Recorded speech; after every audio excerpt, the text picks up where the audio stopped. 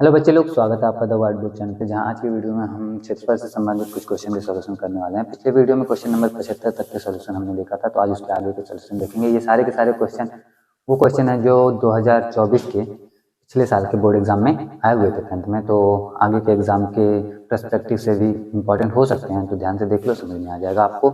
तो पहले आज की वीडियो का जो पहला क्वेश्चन है, क्वेश्चन नंबर 76, आपको दिखाई देगा यहाँ पे एक स्क्रीनशॉट। मैं पढ़ के बताता हूँ क्वेश्चन क्या है। एक धातु के पाइप की बाह्य त्रिज्या 4 सेमी और आंतरिक त्रिज्या 3 सेमी है। यदि इसकी लंबाई 10 सेमी हो तो धातु का आयतन होगा। अब देखो, धातु के पाइप की बात कर रहा है ना, तो पाइप कौन से शेप का होगा? पाइप जो है, जैसे मान लो पाइप ये इस शेप का होता है, इस शेप का होता है, सिलेंडर शेप का होता है। और सिलेंडर मतलब बेलन के आकार का होता है। और बेलन का यहाँ पे और पूछ ले भाई क्या है? आयतन। बेलन का आयतन।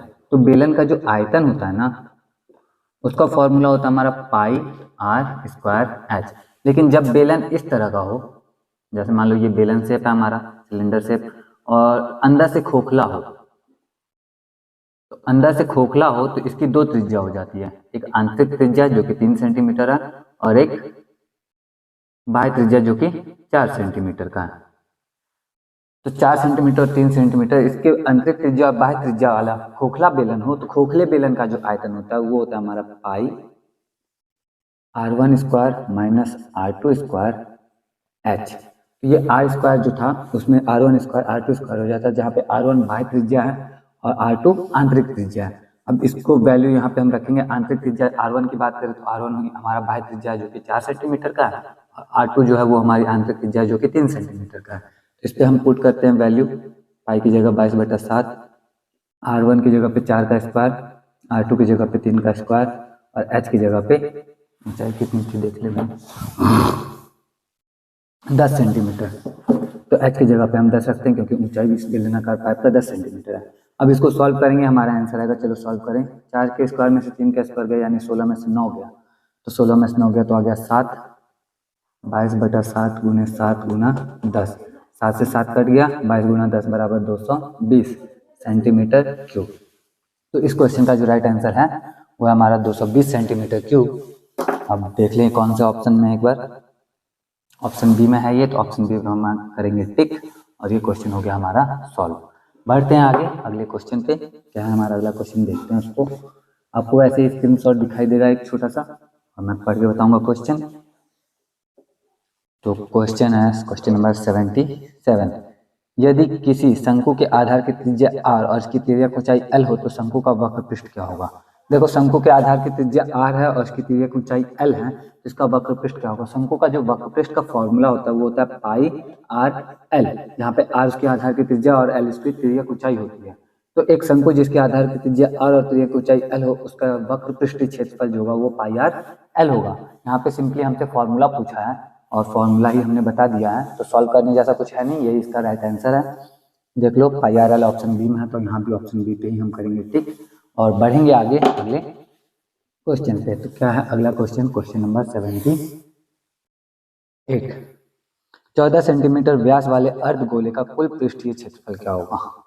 ठीक है, 14 सेंटीमीटर व्यास वाला अर्धगोला, एक अर्धगोला बना लेते हैं समझने के लिए। इसका व्यास 14 सेंटीमीटर है, तो इसकी जो त्रिज्या है वो 7 सेंटीमीटर होगी। अब पूरा गोला जो होता है ना, उसका क्षेत्रफल जो होता है, संपूर्ण पृष्ठीय क्षेत्रफल, वो होता है 4 पाई आर स्क्वायर पूरे गोले का। तो आधे गोले का जो संपूर्ण पृष्ठीय क्षेत्रफल हो जाना चाहिए वो हो जाना चाहिए 2 पाई आर स्क्वायर। लेकिन एक्चुअल में ये ऐसा नहीं होता है। क्यों? क्योंकि देखो, पृष्ठीय क्षेत्रफल की बात हो रही है, तो पृष्ठ इसका चारों तरफ से पृष्ठ देखो तो गोल गोल है चारों तरफ से, तो पृष्ठ जो है इसका 4 पाई आर स्क्वायर होता है।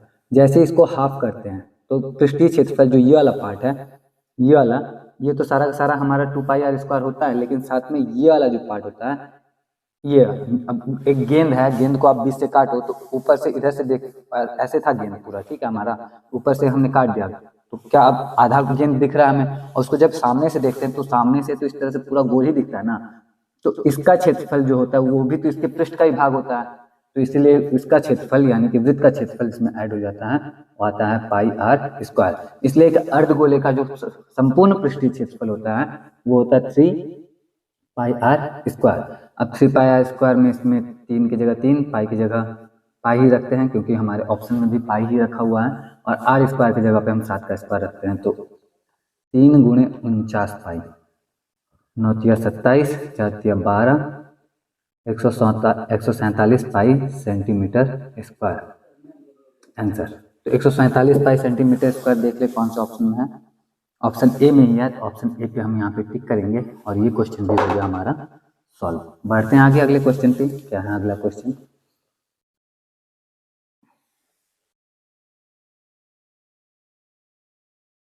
Question number 79।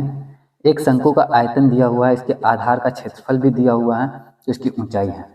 देखो शंकु का आयतन, शंकु का आयतन क्या होता है? शंकु का आयतन होता है pi R square H 1/3। 1/3 pi R square H जो है वो दिया गया है कितना? 1570। ठीक है, और इसके आधार का क्षेत्रफल दिया। शंकु के आधार का क्षेत्रफल क्या होता है? शंकु के आधार का क्षेत्रफल होता है pi R square. Pi R square ये बराबर दिया है कितना?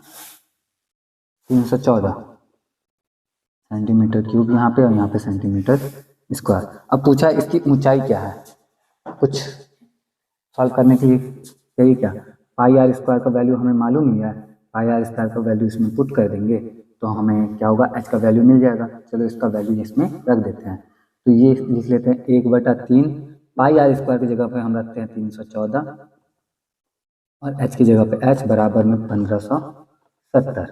अब इसको सॉल्व करते हैं, देखते हैं कितना आता है हमारा एच का वैल्यू। सबसे पहले क्या करते हैं ना, इसको 3 से काटते हैं। कटेगा क्या? नहीं कट रहा, छोड़ो।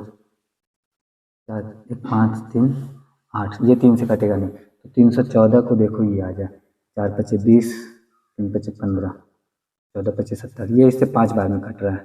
314 1570 5 बार में कटा, और ये 3 जो है अभी कटा नहीं है, तो अब ये 3 उधर जाके गुना हो जाएगा, तो h बराबर हमें मिलेगा 5 गुना 3, आ गया पास किया 15 सेंटीमीटर।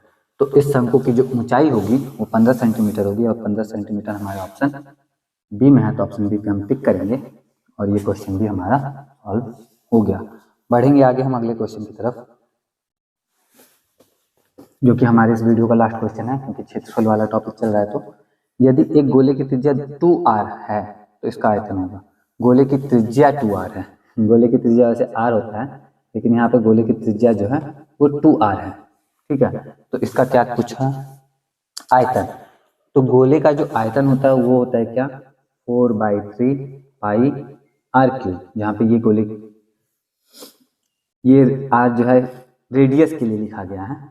अब गोले की जो रेडियस है वो तो 2r है, तो r क्यूब की जगह 2r का क्यूब रखेंगे, तो 4/3 पाई r की जगह रखो 2r का क्यूब।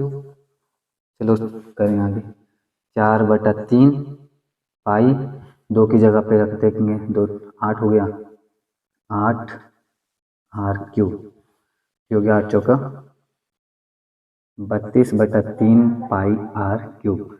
ये होगा हमारे उस गोले का आयतन। अब देख लो ये किसी ऑप्शन में है भी कि नहीं है। तो 32 पाई आर क्यूब बटा 3 हमारे ऑप्शन ए में है, ऑप्शन ए पे हम टिक करेंगे, और यहाँ पे हमारी वीडियो होती है समाप्त। अगली वीडियो में हम कौन सा टॉपिक है भाई, ये द्विघात समीकरण से रिलेटेड टॉपिक है, तो उसको देख लेंगे। अगर उसमें इंटरेस्ट हो आपको तो चैनल को आप सब्सक्राइब कर सकते हो, और नहीं इंटरेस्ट हो तो कोई बात नहीं। अगर ये वीडियो अच्छी लगी हो, यहाँ तक अगर वीडियो को देखा है तो उम्मीद करता हूँ कि आपको अच्छी लगी होगी, तो वीडियो को लाइक कर देना, यहीं पे कमेंट करके भी बताना ये वीडियो आपके लिए हेल्पफुल रही नहीं रही, एक्सेट्रा जो भी आपका ओपिनियन हो। बाकी आज की वीडियो को इतना ही, मैं मिलता हूँ आपसे नेक्स्ट वीडियो में। टिल देन अपना ख्याल रखना, अच्छे से पढ़ाई करते रहना। जय